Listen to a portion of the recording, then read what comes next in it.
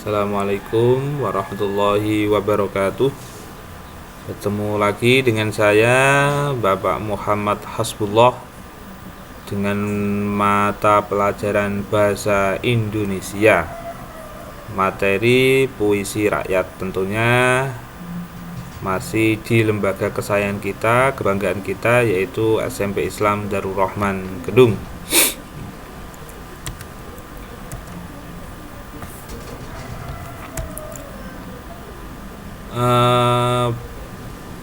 Ketika kalian memegang buku bacaan, coba kalian buka bab 5.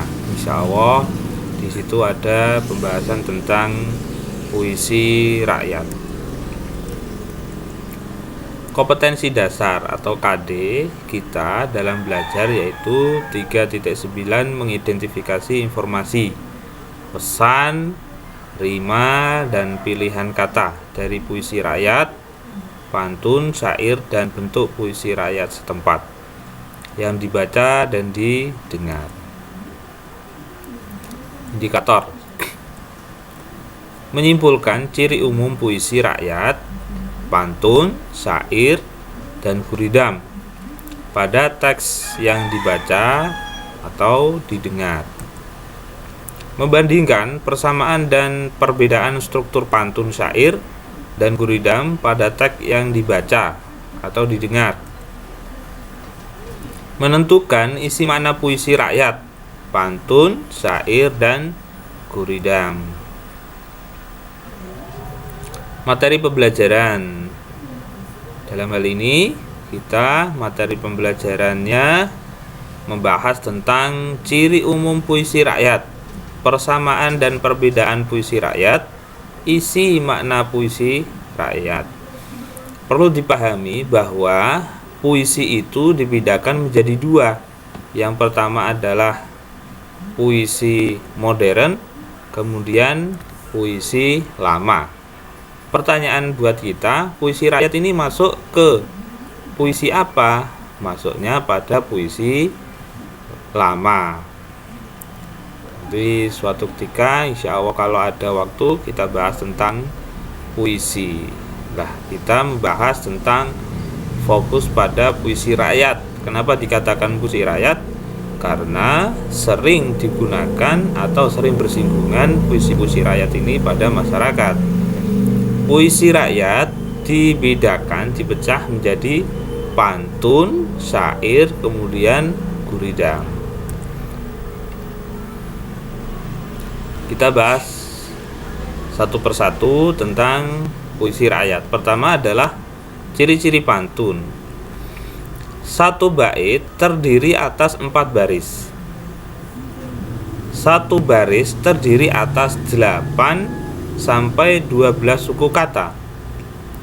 3. Bersajak AB AB atau AA AA. Yang keempat, baris pertama dan kedua merupakan sampiran.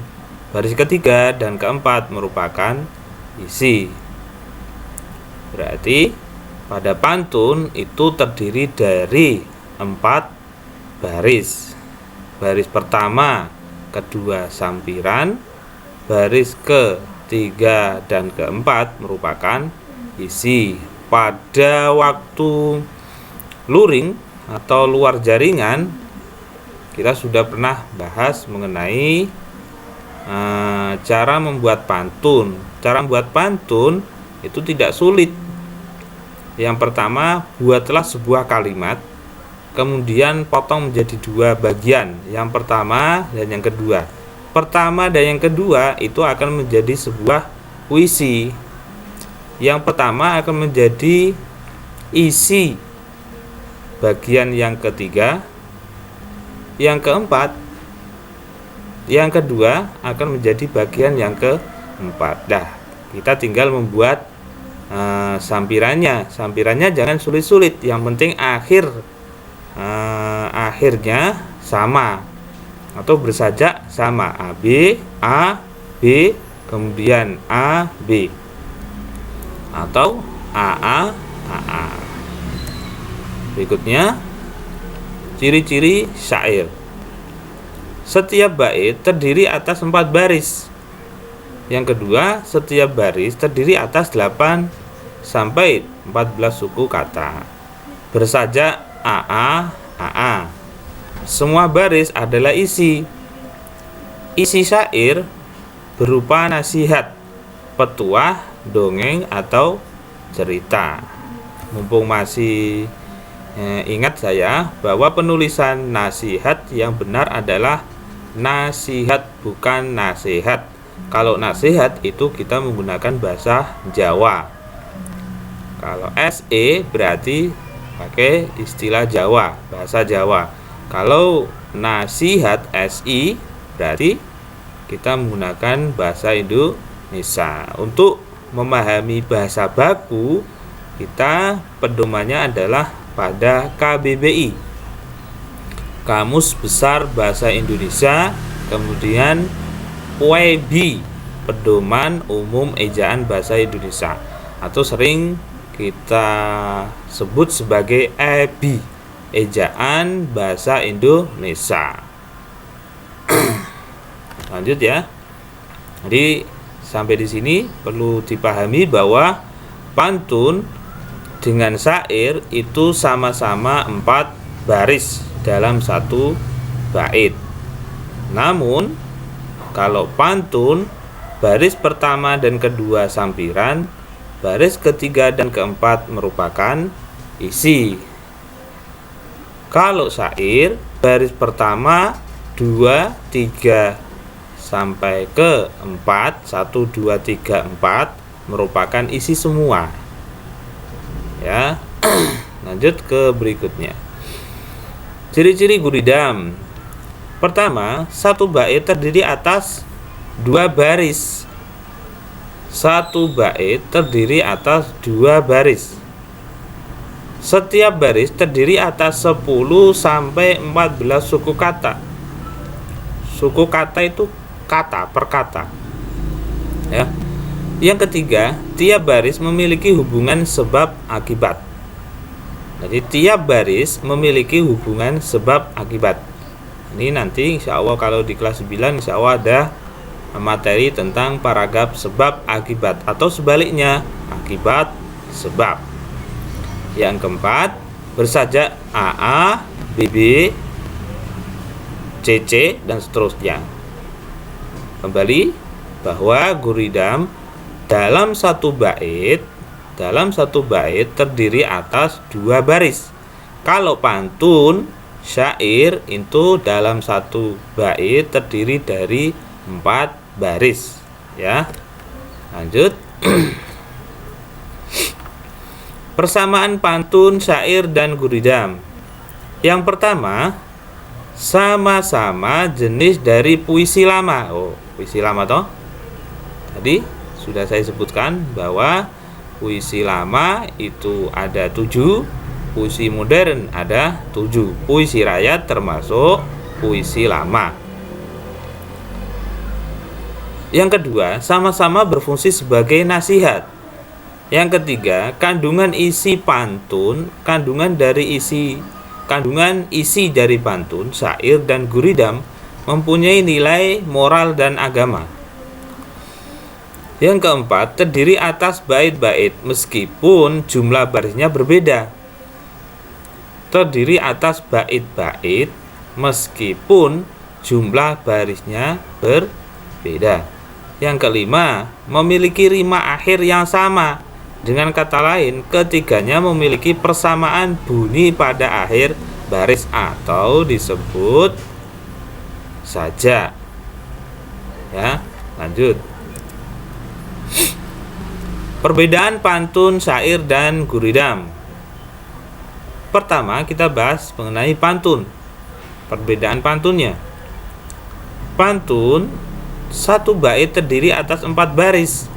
Satu baris terdiri atas 8 hingga 12 suku kata. Yang ketiga, bersajak AB, atau mungkin bisa buat mengingat kalian, bersajak AB, pantun bersajak AB atau abab, gitu ya. Atau AA, AA. 4. Baris pertama dan kedua merupakan sampiran, baris ketiga dan keempat merupakan isi. Syair, setiap bait terdiri atas 4 baris. Setiap baris terdiri atas 8 hingga 14 suku kata. Yang ketiga bersaja A. Semua baris adalah isi. Isi syair berupa nasihat, petuah, dongeng atau cerita. Guridam, satu bait terdiri atas 2 baris. Setiap baris terdiri atas 10 sampai 14 suku kata. Tanda min semacam ini atau strip ini bisa dibaca 10 sampai dengan 14 atau 10 hingga 14. Cara membacanya seperti itu. Yang ketiga, tiap baris memiliki hubungan sebab akibat. Yang keempat, bersajak AA, BB, CC, dan seterusnya. Isi makna pantun. Ini contoh, bukan contoh. Contoh, COCO, ya, COCO, contoh. Cara bacanya seperti itu. Bahasa Indonesia. Beda lagi ketika di bahasa-bahasa lain. Isi makna pantun. Kemana kecil akan dikejar? Ke dalam pasir cobalah cari. Ketika kecil rajin belajar, sesudah besar senanglah hati. Maknanya atau isinya adalah jika sejak kecil rajin belajar, maka sudah besar akan senang. Dari mana isi ini? Kita cari dari baris ketiga dan keempat. Ya. Isi baris ketiga dan keempat ini bermula dari kalimat yang dipotong menjadi 2. Seperti itu. Isi mana syair? Sri Padukan Sultan Bestari, setelah ia sudah beristri beberapa bulan, beberapa hari, hamilah putri permaisuri. Isi atau makna syair, setelah Paduka Sultan beristri beberapa bulan, permaisuri hamil. Lah, isi pada syair didapat dari semua baris. Baris pertama, 2, 3, dan kemudian 4. Kalau pantun, isi didapat dari baris ketiga dan keempat. Isi makna guridam. Barang siapa yang sudah besar, janganlah kelakuannya membuat kasar. Barang siapa yang sudah besar, janganlah kelakuannya membuat kasar. Ingat pada rumus guridam bahwa semuanya adalah isi. Namun barisnya dalam satu bait hanya 2 baris. Makna, kalau sudah dewasa kelakuan harus baik, bijaksana. Jadi kalau kita sudah dewasa, kalau kita semua mengaku sudah dewasa, berarti diusahakan kalau melakukan sesuatu harus baik atau bijaksana. Bila kurang baik, ya diusahakan jangan diulangi lagi. Seperti itu. Selanjutnya adalah terima kasih. Mudah-mudahan pembelajaran kali ini bermanfaat dan kita diberikan kesehatan semuanya, Bapak Ibu guru, kalian semua, Bapak Ibumu semua sehat, dan semoga bermanfaat juga ilmunya. Akhirul kalam, wassalamualaikum warahmatullahi wabarakatuh.